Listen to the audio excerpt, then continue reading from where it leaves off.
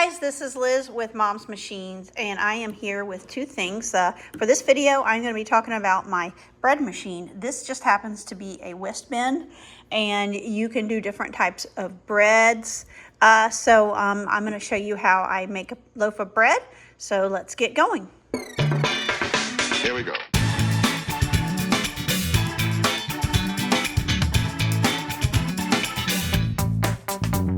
It's a bread machine by Westbend, and I've used other brands. We used to have an Oster, and I had that probably for about 10 or 15 years. They're pretty much the same. It has the bin where you put all the flour and ingredients, and then it has two paddles, which I'm going to go ahead and put in, and they only go one way. If you see, there's like a slot there, so it's where this thing is flat. And they will turn the dough, and it goes in here. But these are little elements that turn the paddle, and then as you see, it'll mix it up and then bake it. Let me put everything in. Here is the directions for this bread machine, and they all come with directions, and I think you can go online, but it has the recipes and directions.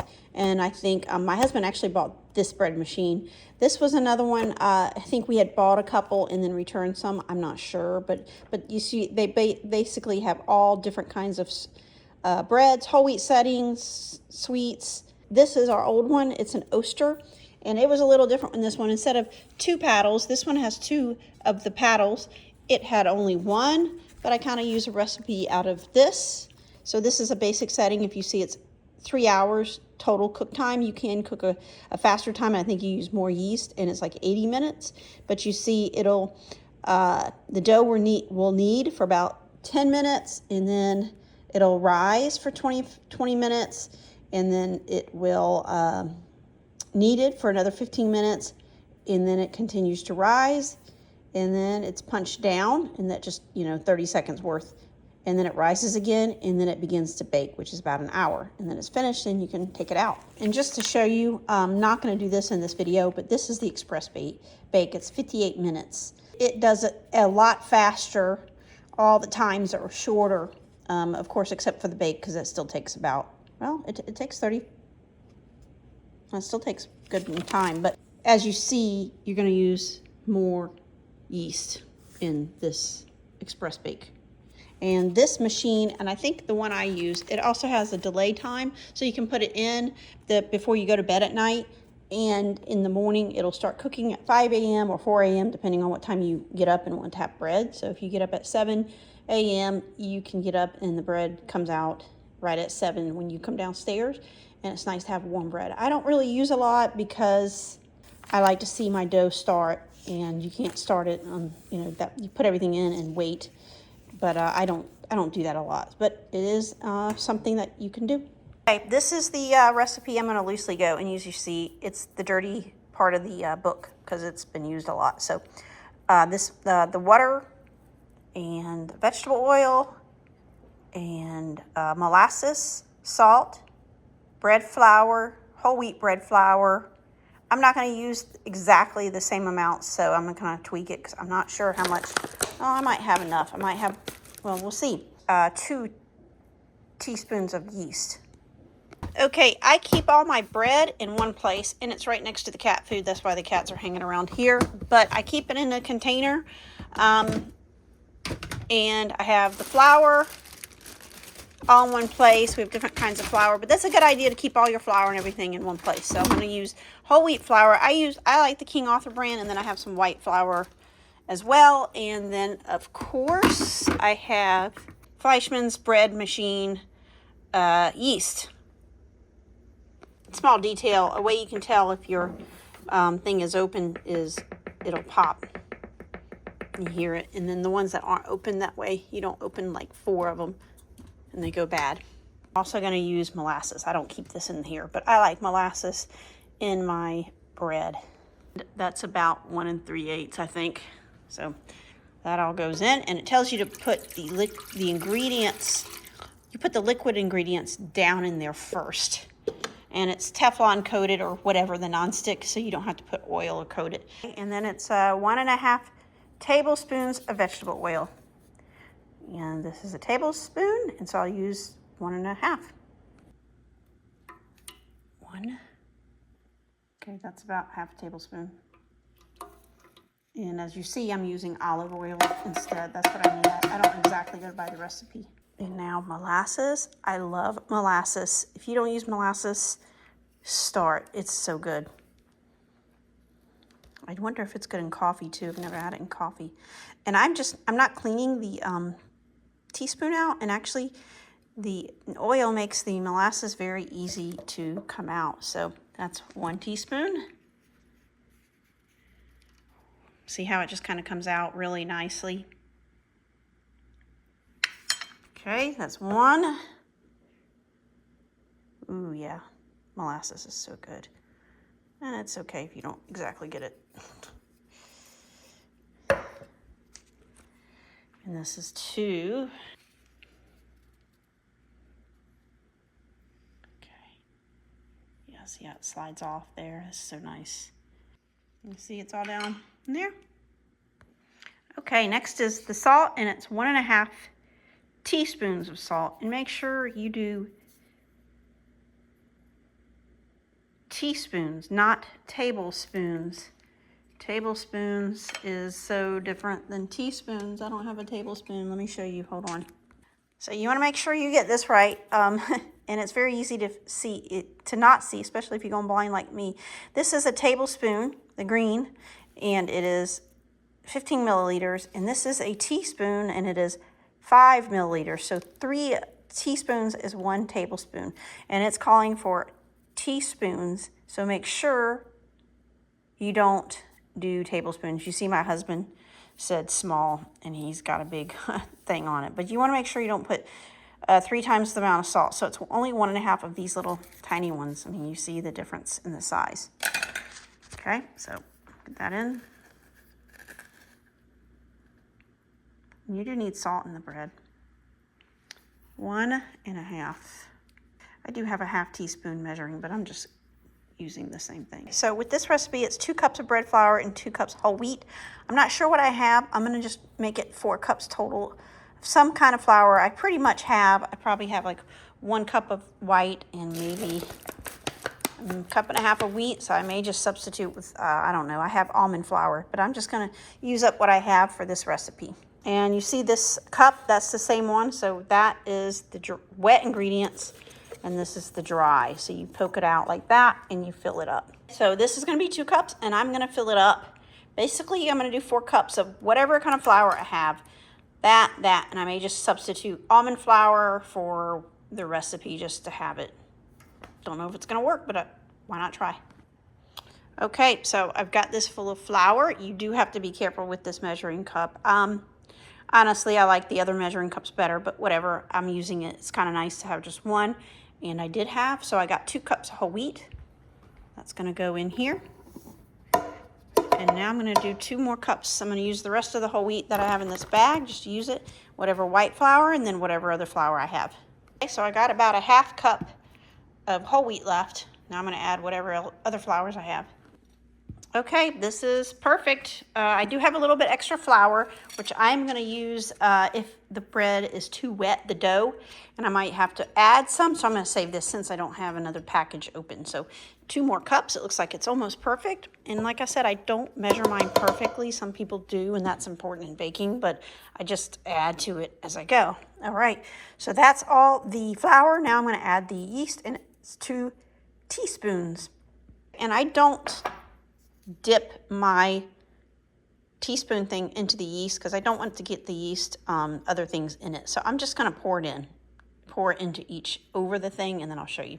Okay, so I poured it in here from the bottle, and I made in the directions it always says to make a little well. That way you don't get the yeast in the wet ingredients, but I'm going to make it right away. It's not going to be delay timer, but if you do use the delay timer, you just make sure the yeast does not get wet too early, and that'll start activating it, and it'll cause the air to bubble up, and then you'll have bread that's bubbled up way too early. So make sure it stays dry, especially if you're not going to make the bread right away. And there is my 2nd teaspoon of yeast. Okay, I'm going to put the baking pan in, and close the lid and press start. So here goes. And you see the things on the bottom. The things on the bottom are the little paddles, so you do want to make sure they fit in there, and it kind of clicks. And it kind of clicks. And you kind of make sure it's in all the way. And shut it. And I do not plug it in until I am ready to start it, because I don't want to accidentally press a button and start it. There's different crusts. You can change the color to dark, light, or medium. I kind of like a medium color. I don't know what all that is. Okay, that's how you change which loaf. 2 pound, 2.5 pound, 3 pound. Just cooks it for a little longer. I do the 2.5 only because it's in the middle. And you see that's the delay time option. I don't use that. And there's different breads, and that's in the thing. And you can also just do a timer. So that's the color. So I'm gonna hit start, and it's gonna start mixing. And you can see it through the window. It's better to leave it down, especially if we have cats. But I kind of wait a few minutes and watch it go. And you see the flour kicking up. That's why you want to leave it down too. I'm going to see if I need to add water. So I kind of watch it because you saw how inaccurate I am with my measuring. So I'm going to see if it needs more water and just add water. But got to let it mix a little bit and then come back to it. While you're kind of waiting for it to mix, I can already tell it's going to be a little bit dry. So I'm going to have to add some water, but let it mix a little more. Then I'll go to my water. You don't want to wait too long because you do want to get it adjusted correctly for that first rise. But while you're waiting for it for a few minutes, just put everything up and get back to it. I put everything up, and as you see, I've got a little bit of flour here, and then I've got some water. And you're just going to add the water or flour in a little bit at a time based on what you need. And it doesn't look too bad. But I am going to add some water. But you see it sticks to the side. You don't have to do this. It'll eventually get it, but that's what I want to do. Okay, and you want to do 1 teaspoon or so at a time of water. I might do 2 teaspoons, but yeah, just don't do too much. Okay, what I'm going to do, this is going to sound crazy. I'm just going to use the rest of my flour just to use it up. I don't like wasting stuff. And then I'm going to add a little bit of water at a time. So yeah, there it goes. So I'm going to add, remember what I said about teaspoon? I'm just going to pour a little bit in, about a teaspoon. I think it's about a teaspoon. Let it mix a little bit and get it to a nice dough. I still think because I just added more flour.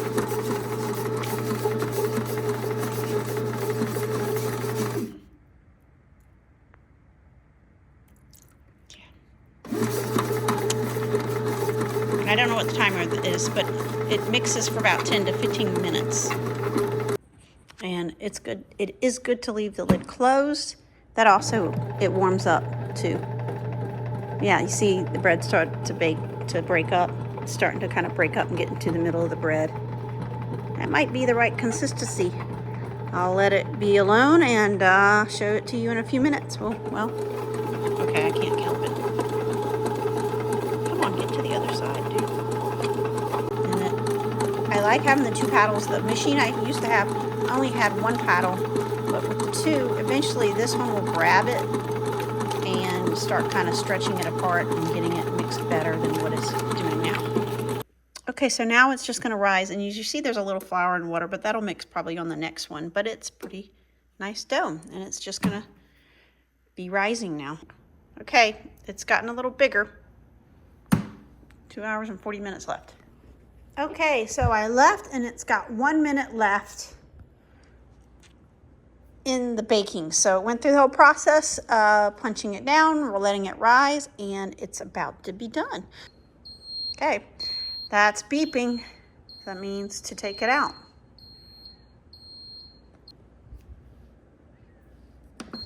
Stop. And I like to unplug it just in case I don't want to start having it go again. So, okay, I'm going to try to hold the phone and get it out, which is not too bad to do because you just simply, lift it with one hand and it's out. Okay, I'm going to try to flip it over. 2 gloves. You do want gloves because it is hot. As you see here. Ooh. Okay, I almost burned myself. So be careful.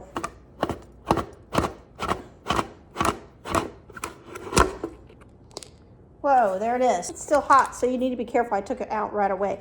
So you see one of the little paddles where it is, one of them is out and the other one's still in there, so you do need to dig it out. One of the paddles is still in the loaf and the other paddle did come out. If it comes out, that's better.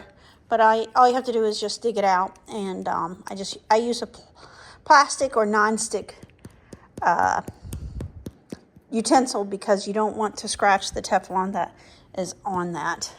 So I got both of the paddles out, and yeah, the bread's not a perfectly shaped bread. It's pretty good on this side. This side's got a little funky, but I got my bread slicer, and I'm gonna slice a few pieces from it. It was kind of a little messy because the loaf was not perfect shape, but all in all, pretty good.